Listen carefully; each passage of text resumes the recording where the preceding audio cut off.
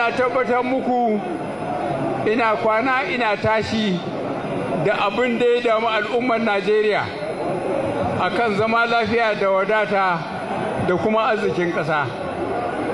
Zan ci gaba da yin iyakar ƙoƙarina kuma na muku alƙawarin duk wanda aka samu da laifin cin amana kowane ne shi za mu hukunta shi.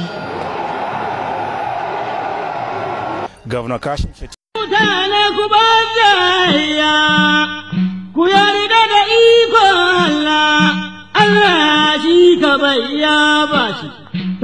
Ku zo ku ruwa mai baya, akwai gabana nan kuma ba duka za a game sai.